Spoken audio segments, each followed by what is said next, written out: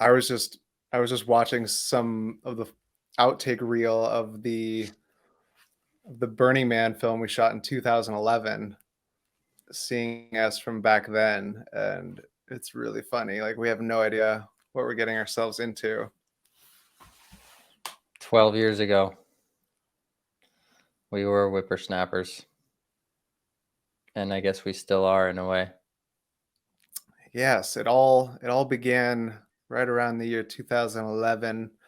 I recently just graduated film school and moved to LA and had no idea what I was doing.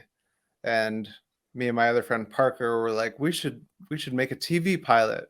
Okay, what should we make a TV pilot about? Let's make it about the people that go to the most epic parties in the world. We'll call it the Party People. Because we're 20 something years old, and that's what interested us at the time. And we're like, yeah, all right, let's find our host. Let's find the people that should be the party people.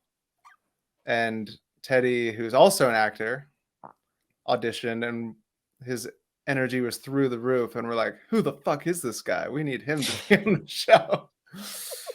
And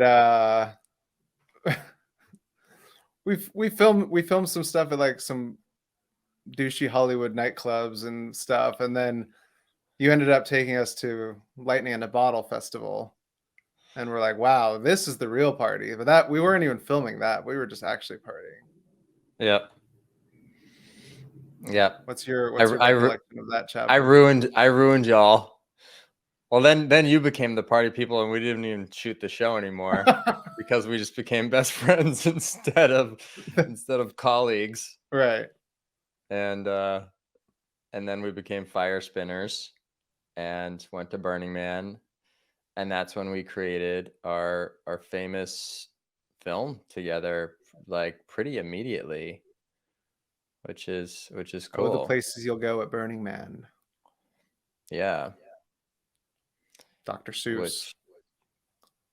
Which is a whole story in itself.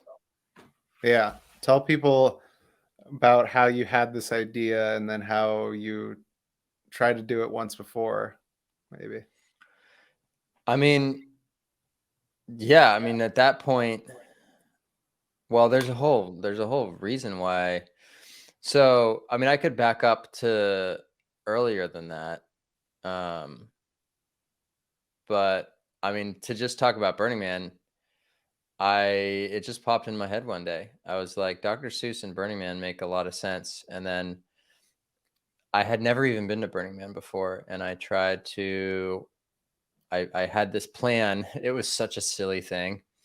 I knew that Burning Man ruins cameras with the dust, so I had a plan to have an underwater housing for my camera and to do this project by myself and film an entire Dr. Seuss book.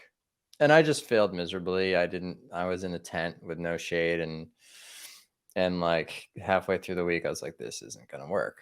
But the failure taught me what is going to work. And then when we went back in 2011, I had a plan and a team, and we barely pulled it off. And the footage barely made it. The hard drive barely survived. We shot I think we shot our last scene while we were leaving Burning Man with the twins and you like out on the desert. Like in the car, we were like in the line leaving. And we're like, we need one more shot. 8 days of shooting, like barely pulled it off, and then released it. I knew it was going to go viral, but I thought it would get like 5,000 views, not 1 million views in a week. And that was pretty surreal.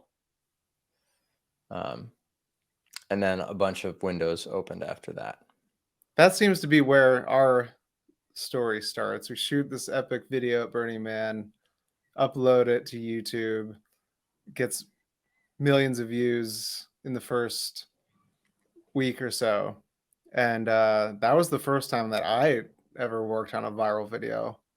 And it was very surreal.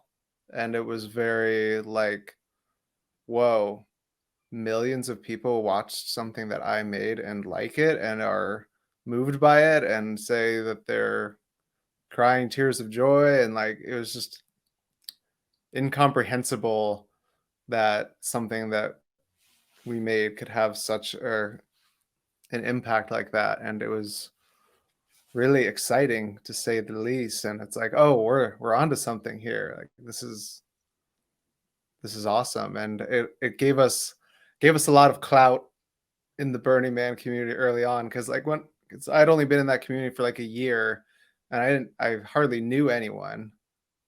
And then all of a sudden it was like, oh, I worked on that movie that everyone's seen. And it was like, oh yeah, I'm cool now. Or something. Until we Yeah. became not cool, because then Burning Man became even more popular and the tickets sold out for the first time ever. And then Yeah. people can get tickets anymore. Well, that Oops. the funny joke was that was the first year Burning Man did a lottery system. So veteran burners had the same chances of getting tickets as virgin burners. And the veterans were pissed when they couldn't get tickets because we had Oh, yeah. later I was at a party and I found out that we increased Burning Man ticket sales by 300%. One of Burning Man's accountants was at the party and he told me that. I should have got a quote from him. That's like such a crazy fact. Write that on But paper. but yeah, good times.